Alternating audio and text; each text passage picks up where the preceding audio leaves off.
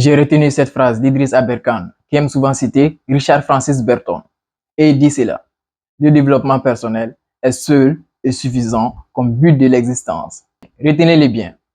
Le développement personnel est seul et suffisant comme but de l'existence. Vous l'aurez compris, le sujet de notre vidéo du jour, c'est le développement personnel. Dans cette vidéo, je vais vous parler du développement personnel, de ses grands axes, en passant par son importance dans notre vie quotidienne et le plus important, pour la fin, les pièges qu'il faudrait éviter. Si vous êtes passionné par le développement personnel, ou bien vous souhaitez tout simplement faire vos débuts dans le développement personnel, découvrir l'univers du développement personnel, eh bien, cette vidéo est faite pour vous. Si vous n'êtes pas déjà abonné, je vous invite à vous abonner et à activer la cloche de notification. Si cela est déjà fait, alors nous pouvons commencer l'aventure. Let's go!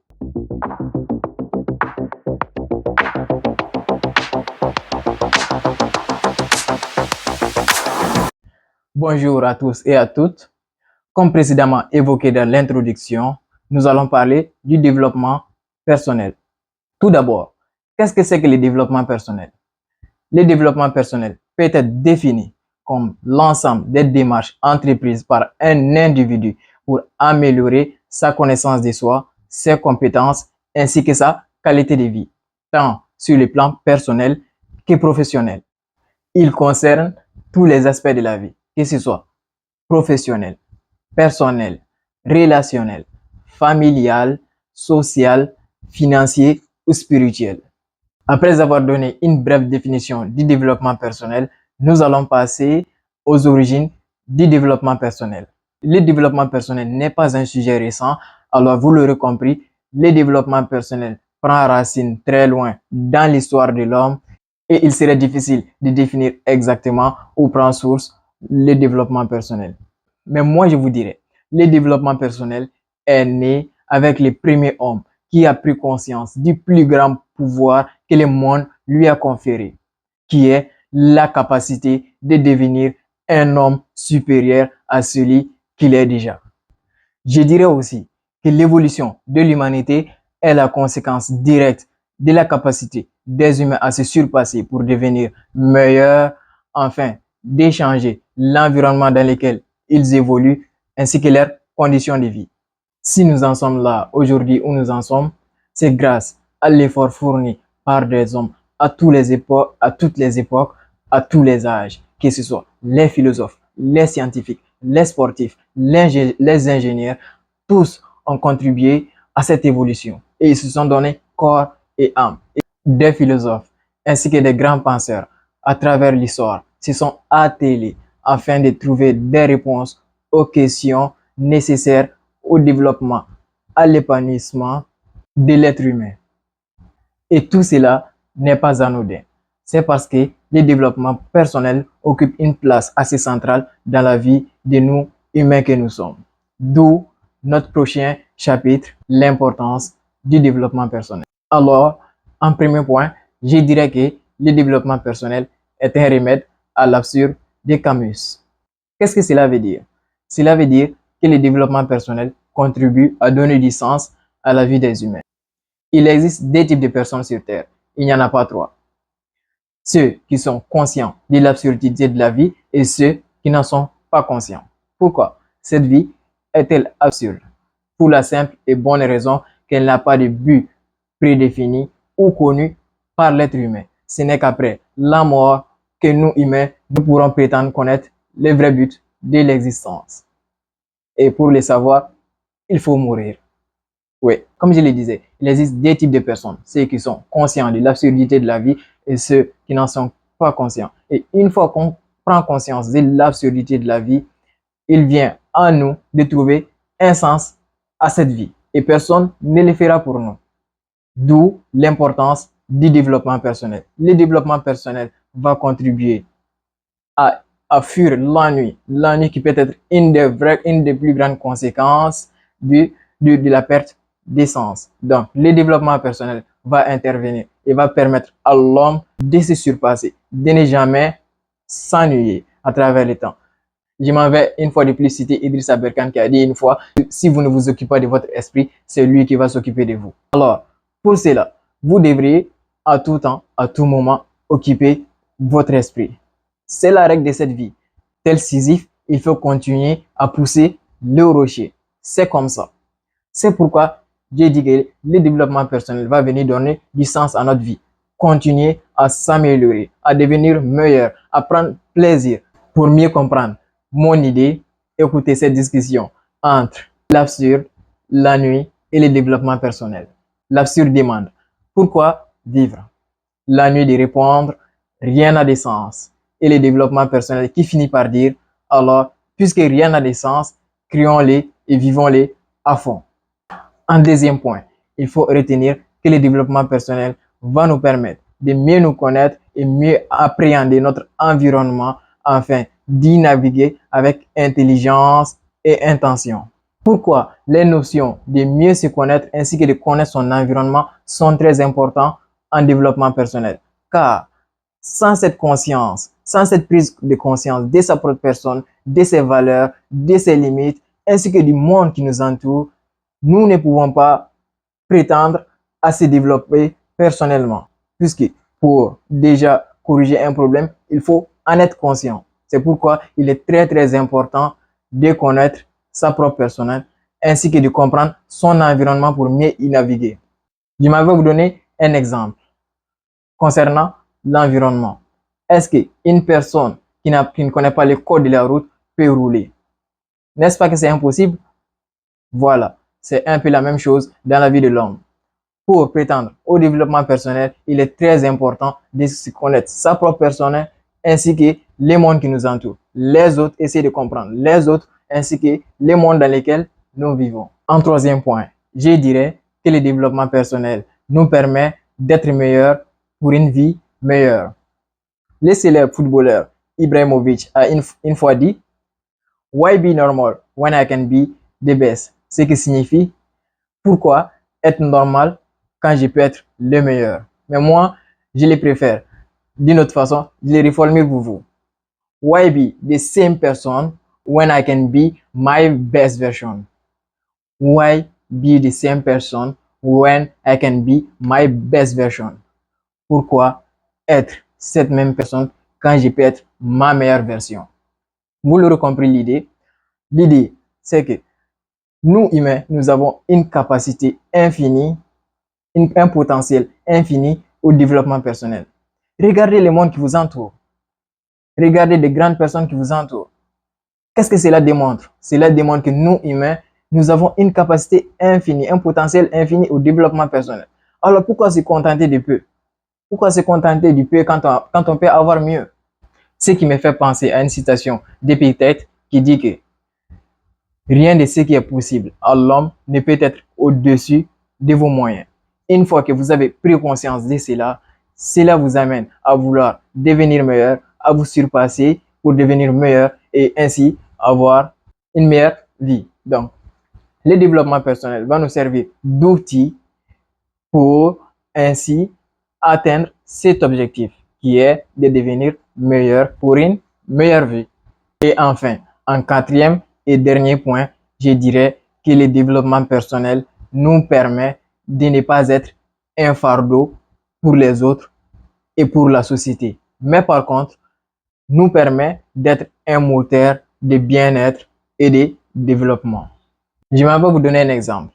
Vous préférez une personne qui vous fait vous sentir bien parce qu'elle-même, elle se sent bien et elle est bien dans sa peau, ou bien une personne qui vous pourrit la vie parce qu'elle est tout simplement elle-même mal dans sa peau. Vous comprenez à quel point une personne qui a suffisamment travaillé sur lui peut être un moteur de bien-être chez les autres, ainsi ne pas être un fardeau pour eux. Et pour second exemple, je vous dirais, imaginons un voleur et un menuisier. Qui préférez-vous dans la société? Les voleurs nuisent aux personnes pendant que les menuisiers, lui, contribuent au développement de la société. Ils contribuent à l'épanouissement de la société. Les voleurs, les messieurs voleurs, s'ils avaient choisi de travailler sur lui, d'améliorer ses compétences, il aurait été plus utile à la société qu'en étant dans sa fonction de voleur. N'est-ce pas? D'où ces derniers points que vous devriez retenir. Le développement personnel nous permet de ne pas être un fardeau pour la société, mais plutôt un moteur de bien-être et de développement. sans trop tarder, nous allons parler des grands axes du développement personnel. Alors, le développement personnel s'articule autour de 5 grands axes qui sont, comme précédemment évoqué, la compréhension de soi et du monde. Inutile de revenir là-dessus, vous avez compris l'idée. Le développement personnel va s'articuler sur cette idée de mieux se connaître, de mieux appréhender également son environnement pour mieux y naviguer avec intelligence et intention. Nous l'avons dit précédemment. Deuxième axe, les compétences et l'apprentissage continu.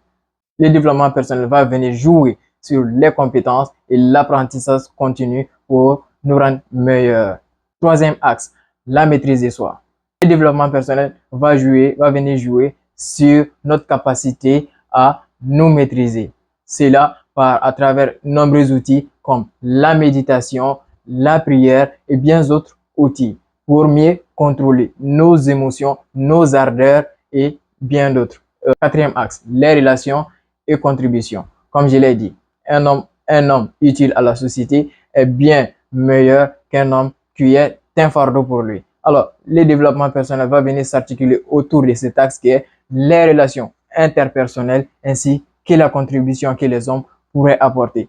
Et enfin, cinquième axe, vision et réalisation. Le développement personnel va attribuer à l'humain les outils nécessaires pour avoir une vision bien définie et lui donner également les outils nécessaires pour la réalisation de cette vision.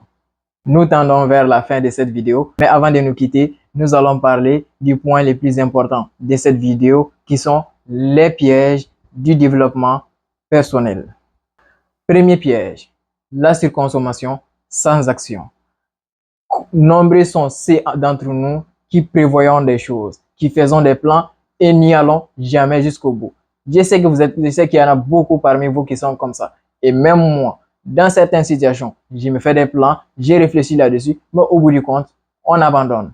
Et le développement personnel va venir être un frein pour ces personnes-là dans ce genre de situations. À force de vouloir être meilleur, à force de vouloir apprendre encore et encore, à suivre des formations et bien d'autres, cela nous empêche de passer réellement à l'action. Deuxième piège, la quête infinie de perfection. Souvent, nous sommes tellement omnibulés par la perfection que nous oublions la progression qui est la clé du succès. La clé du succès ne se trouve pas dans la perfection, mais plutôt dans la progression. Il suffit d'avoir une habitude à laquelle vous allez vous y en tenir pendant de longs moments afin d'atteindre vos objectifs. Ne cherchez pas la perfection, cherchez la progression. Troisième piège, l'illusion du contrôle total. Souvent, avec le développement personnel et des idées reçues, nous pensons que nous sommes au contrôle de tout. Bien sûr, grâce au développement personnel, nous comprenons que nous avons le pouvoir de diriger notre vie dans un sens. Mais il faut savoir que nous sommes des humains et nous sommes souvent soumis à des contraintes que nous ne pouvons pas dépasser, à des lois physiques auxquelles nous sommes soumis. Donc, il faudrait comprendre que oui, nous avons notre part du travail à faire, mais il ne faut pas aller à culpabiliser souvent parce que la vie a également ses lois. Vous ne pouvez agir que ce sur quoi vous avez les moyens. Et il y a des choses sur lesquelles vous n'avez pas les moyens. Plus vite vous les comprenez, mieux c'est. Quatrième piège, l'ego spirituel ou des compétences. Souvent, quand nous nous lançons dans le développement personnel et qu'on apprend de nouvelles choses et qu'on voit qu'on progresse, souvent on en vient à penser que nous sommes meilleurs que les autres. Or, cela est un grand piège. Pourquoi? Il faut être assez humble dans la vie pour comprendre qu'on ne sait pas assez. Bien sûr, on peut être bon dans un domaine, mais on a toujours à apprendre. Et il ne faut pas tomber dans ces pièges qui peuvent souvent venir avec sur notre chemin dans le parcours du développement personnel. Soyez humble, soyez humble, soyez humble. Ainsi, vous apprendrez des autres. Et ainsi, vous deviendrez plus meilleur. Et cinquième et dernier piège, les détournements par le marketing. Oui, il faut les savoir. Le développement personnel peut être utilisé comme outil de détournement par des personnes qui veulent vendre des formations ou des coachings qui ne sont pas toujours vérifiés scientifiquement ou qui n'ont pas effectivement des réels, qui n'apportent pas effectivement des réels résultats ou qui n'ont pas des réels impacts sur vos personnes. Alors, si vous voulez vous lancer dans une nouvelle chose, essayez de vous informer le mieux que vous pouvez afin de ne pas vous faire berner. Soyez lucide là-dessus. Faites vos recherches pour savoir ce qui est bien et ce qui peut apporter, effectivement vous apporter de la valeur et qui est sûr. Et si vous voulez en savoir davantage sur le sujet, je vous recommande les livres Développement personnel, mythe ou réalité de Yaya Safi. Le livre, il est très intéressant. Il parle du développement personnel, de ses origines jusqu'à ses limites. C'est un livre très intéressant et je vous recommande de le lire. Et nous voilà désormais à la fin de cette vidéo qui portait sur le développement personnel. J'espère qu'elle vous aura été utile et si vous avez bien aimé la vidéo, je vous invite à laisser un like sous la vidéo et n'oubliez surtout pas, si vous n'êtes pas encore abonné, n'hésitez pas à vous abonner et à activer la cloche de notification. Je serai également très ravi de connaître vos impressions sur la vidéo. Vos avis et commentaires m'intéresseront et je tâcherai d'y répondre. Comme un penseur le disait, les savoirs est la seule ressource qui se multiplie quand on la partage. Alors, multipliez cette ressource que j'ai partagée avec vous. N'hésitez pas à partager la vidéo avec des personnes à qui elle pourrait servir. Sur ce, je vous dis à la prochaine.